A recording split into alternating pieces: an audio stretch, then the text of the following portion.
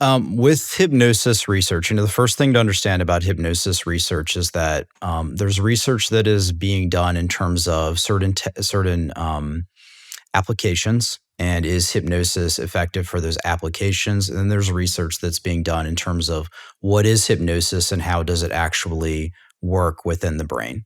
And so, how it works within the brain is a little bit of a still open question because researchers go back and forth on it. And to me, this is not any surprise because you have a person do something different within their minds, and somehow it's all supposed to be called hypnosis. Like it's all supposed to be, this is all just hypnosis.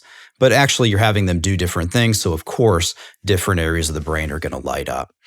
But what you do find within hypnosis is you find changes within the central executive network and within also called the frontoparietal network.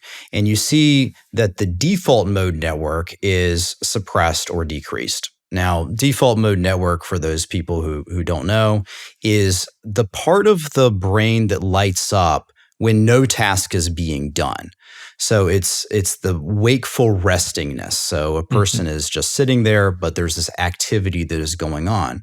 Okay, what else does the default mode network do? Well, whenever a person is daydreaming, mind wandering, whenever they're thinking about their past or they're planning for the future, that default mode network spins up.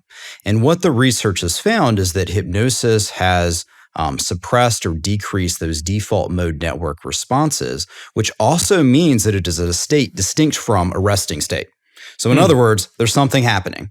Something's happening. There's something happening different from them just like resting there with their eyes closed. Right. And, this is some interesting, research that comes through it. And there's some functional connectivity between these different networks, central executive network, the salience network, some other, aspects of the brain in which that's happening.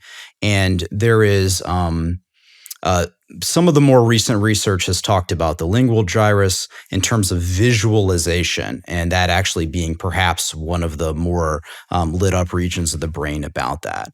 But in terms of applications, right, hypnosis is, for a wide range of applications, has been seen to be effective. So we talk about things like pain, for example, pain relief.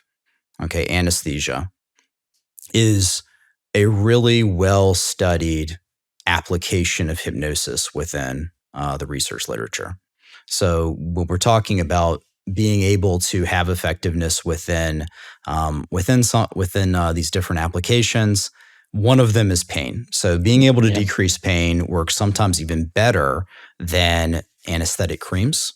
Wow. Okay, works better than some other interventions, and it actually is a great first-line intervention. Because why would you give someone, pain medications have so many problems with them, right? You only get them for so long. Why not teach a person to be able to do some self-hypnosis exercises to be able to decrease their pain? Okay. Hypnosis is effective for things like skin disorders. Okay. Why? Decreases pain, number one. Okay. And decreases inflammation. So that's been a research finding. Things like IBS.